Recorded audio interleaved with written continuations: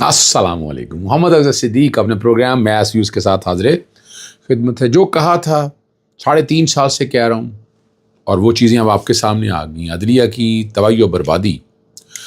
2024 سے 2025 تک 4 supreme court کے ججز کا استعفیٰ. جسٹس بہت سے لوگوں کو اختلاف ہوگا، جیسے سعید مظاہر علی اکبر نقوی صاحب، مجھے بھی اختلاف ہے کئی معاملات، لیکن وہ نظر آ رہا تھا کہ یہ پولیٹیکل وکٹمائزیشن کا لفظ ہے، جوڈیشل وکٹمائزیشن کا پروسیس. میری عدالتیں میری مرضی، جو میں اس وقت کہہ رہا تھا، اب آج ثابت ہو گیا. اور اس کا ثبوت ہے کہ وفاق کی آئینی عدالت، وہ غلطی سے میں نے آہنی عدالت لکھ دیا تھا، وہ میری غلطی تصور کیجئے گا اس بات کو، لیکن وفاقی آئینی عدالت اور انتظامیہ کی طرف سے منتخب کردہ ججز. جی بالکل ایسا ہی ہے. حلف برداری کی پروقار تقریب، سارے چہرے نظر آگے سامنے. اور کیا یہ آئینی بینچ جو ہے، آئینی عدالت آئینی بینچ ہائی کورٹوں میں بنیں گے؟ ترمیم آ چکی ہے لیکن ابھی تک نہیں بنے. اب کیسے بنیں گے؟ اب مجھے نہیں سمجھ میں آتی کیسے بنائیں گے آپ آئینی بینچ.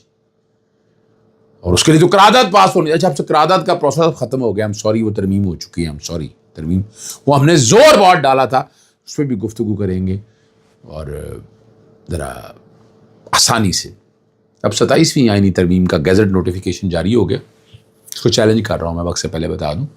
پٹیشن فائل کر لی ہے وفاقی آئینی عدالت یا ہائی کورٹ، اسلام آباد ہائی کورٹ یا لاہور ہائی کورٹ. اس کا فیصلہ بہت جلد کر لوں گا اور اس کو انشاءاللہ چیلنج کرنے جا رہا ہوں. اور نمبر آف ریزنز فار بہت ڈیٹیل اور ڈیپتھ میں اس میں آپ کو پتہ ہے ایک مراسلہ لکھ چکا ہوں.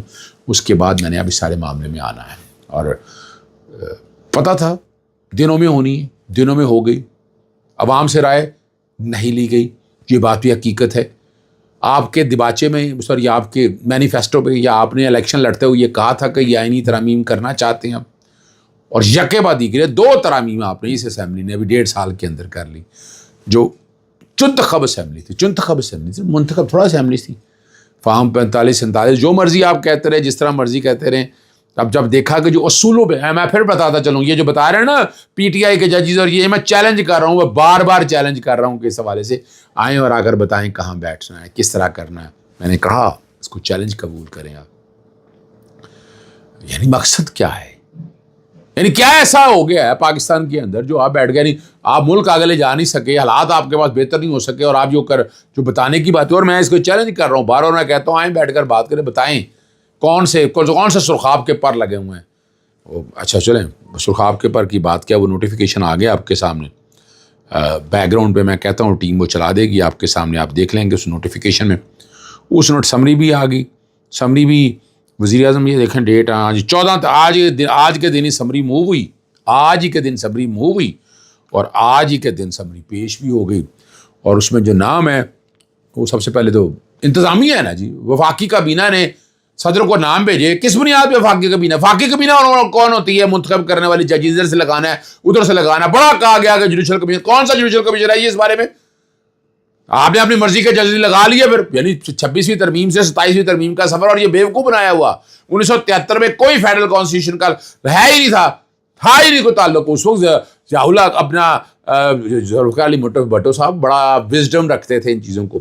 جو نام سامنے آئے ہیں، جسٹس چیف جسٹس تو حاجی امین الدین خان صاحب آگے، جسٹس سعید اظہر حسن رضوی، جسٹس عامر فاروق صاحب، آپ کو پتہ ہے اسلام آباد ہائی کورٹ کے یہ جونیئر ججز تھے. یہ کیا تھے؟ جونیئر ججز تھے. سینیورٹی میں یہ 3 نمبر پہ آگے. اور 4 نمبر پہ جسٹس علی باقر نجفی لاہور ہائی کورٹ میں تھے. سپریم کورٹ ابھی گئے تھے. اور 2 نئے آگے، جسٹس کریم خان آغا، یہ نام تو پہلے آ رہا تھا، سندھ ہائی کورٹ سے ادھر تشریف لے آئے. اور جسٹس روزی خان باریج، یہ بلوچستان ہائی کورٹ سے. اور ایک ریٹائر ہیں جیسے ارشد حسین شاہ، ان کا نام بھی آ گیا ہے. ٹھیک ہے نا جی. اور اوتھ لینے کا کہہ دیے. 68 سال ریٹائرمنٹ کی ایج ہو چکی ہوئی ہے، تو اس لیے یہ سارے موجود رہیں گے اپنی جگہ کے اوپر. دے ول انجوائے دیئر پوسٹ. اور اب اس کو چیلنج کرنا ہے کہاں ہے؟ جیسے میں نے بتایا، میرے پاس میں بتایا میں آئینی بینچ میں جا سکتا. آئینی بینچ میں میں نہیں سجیسٹ کرتا، اور نہ میں جاؤں گا. پہلے میں ہائی کورٹ میں آؤں گا. اسلام آباد ہائی کورٹ آنا ہے یا لاہور ہائی کورٹ کا، اس کا فیصلہ کیا جائے گا. ٹھیک ہے. اور جو کہ آئینی بینچ بننے ہیں. اور لیکن دیکھیں ایک بات اور میں نے وہ ٹویٹ بھی کی ہے، میں نے 4 ججز کا، جیسے جب معاملہ شروع ہوا تھا، اب آپ کے سامنے یا تو بتائیں معاملہ آپ کے سامنے نہیں تھا، معاملہ آپ کے سامنے آ چکا ہوا تھا، ٹھیک ہے نا جی. میں بتانا صرف آپ کے سامنے چاہتا ہوں کہ کیا معاملہ آ چکا ہوا تھا آپ کے سامنے. ویسے تو آپ کو پتا تم سے پہلے جو ایک شخص تخت نشین تھا اسے بھی اپنے خدا ہونے کا وہی گمان تھا، وہی زوم طاقت، وہی غرور اقتدار. جو خواجہ آصف کے لیے میں نے بات کہی تھی وہ بڑا بتا رہے تھے جی. اور انتظامیہ غالب آ چکی ہے. اس کانٹیکس کے حوالے سے بڑی وضاحت کے ساتھ میں نے ایک چیز بتا دی ہے، ٹھیک ہے نا جی. اور 2024 سے 2025 میں پہلے جسٹس مزار علی اکبر نقوی، ٹھیک ہے کرپشن کے ثبوت وغیرہ جو بازے اپنی جگہ پر ہے، کوئی ثبوت سامنے آ نہیں سکا، وہ ایک لڑا، لیکن الٹیمیٹلی استعفیٰ. پریشر تھا، پریشر کیوں تھا وہ آپ لوگوں کو سمجھیں، انکار اور وجہ کوئی نہیں. جسٹس اعجاز الحسن شریف آدمی تھے، لیکن 2 ججز جسٹس سعید منصور علی شاہ اور جسٹس اطہر اللہ یہ تاریخ میں یاد رکھے جائیں گے. رنجش تو برسوں سے لکھے تھے دیوار وقت پر جب لہو سے لکھا گیا تب سب نے دیکھا. 4 ججز کا جانا محض استعفیٰ نہیں، نظام عدل کے زخموں کی گواہی ہے. اور وہاں سے آپ کو اندازہ ہو گیا ہوگا کہ حالات ہم کیا ہیں. حلف برداری کی تقریب ہوئی، اس طرف صدر پاکستان بیٹھے ہوئے تھے، ساتھ ہی وزیر اعظم بیٹھے ہوئے تھے، اور ادھر ساتھ ہی جسٹس یحییٰ آفریدی صاحب. وہ آج ہائی کورٹ میں بڑا مذاق اڑتا رہا کہ تحصیل کورٹ میں پیش ہو رہے ہیں، آپ ضلع عدالت میں چلے جائیں، ساتھ ہی رجسٹری ہے اس کی بھی. یعنی اس طرح کی گفتگو تو عام ہوتی رہی نا جی، ٹھیک ہے نا جی. اور وہ بھی بیٹھے ہوئے جسٹس یحییٰ آفریدی صاحب بڑے مسکرا رہے تھے، خوش تھے. کچھ لوگ تو کہہ رہے تھے کہ جناب جسٹس یحییٰ آفریدی بھی سسٹم سے نکل جائیں گے، اور جسٹس حاجی امین الدین خان صاحب سپریم کورٹ کے چیف جسٹس بن جائیں گے. اب پتہ نہیں وہ سینیورٹی میں کیسے ہے. جسٹس منیب اختر موجود ہیں وہاں پر بھی، جسٹس جمال مندوخیل سینئر موجود ہے. تو اب جو میں آگے دیکھ رہا ہوں، جو ڈاؤٹ ہے کہ جسٹس یحییٰ آفریدی اگر جاتے ہیں تو جسٹس جمال مندوخیل نہیں آئے یہاں پر. وہ بیلنس بات کئی جگہ کرتے ہیں، لیکن آخر میں آپ وہیں آ جاتے ہیں. جسٹس مسرت العلی صاحبہ بالکل نہیں آئے. جسٹس شاہد بلال حسن کا سنا جا رہا تھا کہ وہ بھی اس بینچ کا حصہ ہوں گے، لیکن نہیں آئے. وہ بھی اس بینچ کا حصہ، وہ ریٹائرمنٹ کی ایج کافی پڑی ہوئی ہے ان کے، اس لیے جان، ٹھیک ہے نا جی. اور میں بار بار وہ اپنا ہمارے دوست ہیں حماد حسن صاحب، وہ ٹاک شو میں بیٹھ کے پختو یا نپوتی کے بننے کے بارے سے ہیں، ٹھیک ہے نا جی. اور میں نے بڑا خواہشات کی بات بتا رہے تھے. میں نے کہا یہ خواہشات کی جنگ نہ ہے، نظام کو بدتدریج تباہ کیا گیا، اور اصل ذمہ دار افتخار محمد چودھری اور قاضی فائز سالٹ ٹیم ہے. یہ بتایا میں نے. ساتھ وہاں پر وزراء سارے تقریباً موجود تھے، اٹارنی جنرل موجود تھے، ایڈوکیٹ جنرل پنجاب بھی موجود تھے، فیلڈ مارشل صاحب بھی، آصف منیر صاحب موجود تھے، مسلح افواج کے باقی سربراہ وہ بھی سارے موجود تھے.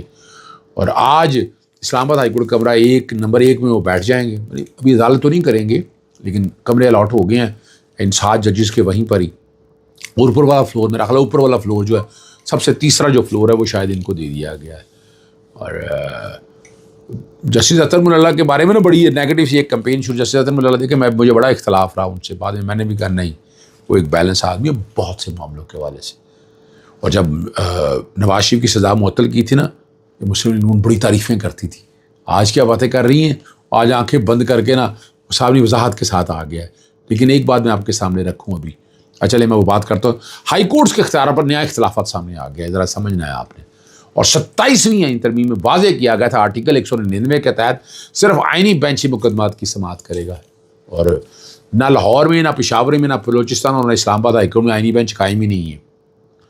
اور اسلام آباد ہائی کورٹ میں آرٹیکل 199 کے تحت دائر کی جانے والی درخواستوں کی سماعت کون کرے گا، یہ بھی سمجھنا ہے. لاہور ہائی کورٹ تو ہے ہی نہیں، الجھن کا شکار ہے معاملہ. تو یہاں 10 ججز کے نام باقاعدہ وہ چلائے گئے کہ جناب یہ ہیں، اور وہ سارے کے سارے آئینی اور بہت بہت ایماندار ذہین لوگوں کی طرف میں بات کرتا ہوں. نام جسٹس شمس مرزا کا نام لیا گیا، جسٹس شاہد کریم کا نام لیا گیا، جسٹس امجد چٹھا کا نام لیا گیا اس حوالے سے، جسٹس عاصم حفیظ کا، جسٹس فیصل زمان کا. اب یہ نام 10 نام میں جان بوجھ کے دیے گئے. پھر ایک اور بڑی زبردست کسی نے ایک فرمائش کی کہ جناب ایک جج صاحب ہیں ان کی ڈگری جعلی. میں سمجھ گیا کہ وہ چیف جسٹس کے لاہور ہائی کورٹ کے امیدوار ہیں وہ لاہور، اور وہ کچھ لوگ چاہتے ہیں کہ وہ کنٹروورشل بنایا جائے، اور کنٹروورشل ہم جیسے لوگ بنائیں. کیا سمجھ رہے ہیں بات کو؟ کنٹروورشل ہم جیسے لوگ بنائیں کہ جناب یہ ہمیں کیا ضرورت پڑی ہے. سارے معاملے کے اندر بہت سے اختلاف رہیں گے ان جج صاحب کے ساتھ، سینئر جج ہیں، میں ان کو اچھی طرح سے جانتا ہوں، وہ اس طرح کا بوجھ برداشت نہیں کرتے ہیں. تو اس دوڑ میں اگلے چیف جسٹس کی دوڑ میں سے نکالنا چاہتے ہیں ان کو بھی کہ آگے یہاں آئینی بینچز بننے اور سارے معاملات دیکھنے ہیں. تو اب آپ سمجھ سکتے ہیں سارے معاملے کو. لیکن یہاں اب آئین کے تحت آرٹیکل 202(1) میں تبدیلی کی گئی ہے کہ آرٹیکل 199 کے تحت 190 جتنے مقدمات ہوں گے وہ آئینی بینچ سماعت کرے گا. آئینی بینچ بنا نہیں ہے, ٹھیک ہے نا جی, صرف اسلام آباد وہیں پر ہے, سندھ ہائی کورٹ میں ہی ہے, اور وہیں ہم دیکھتے آ رہے ہیں. اور میں دنیا نیوز کی خبر جو اشفاق نے دی تھی جس کے بارے میں, اور پھر اسلام آباد ہائی کورٹ کے بھی 4 ججز جو ہیں ان کا نام بھی وہ لکھا ہوا تھا, اور بتایا جا رہا تھا کہ جناب ان کو لاڑکانہ, سکھر اور میرپور کیا ثابت کرنا چاہتے ہیں, پریشر یہ ڈالنا چاہتے ہیں استعفیٰ دے دیں. میں نے سجیشن یہ بالکل استعفیٰ نہیں دینا چاہیے, ٹھیک ہے نا جی.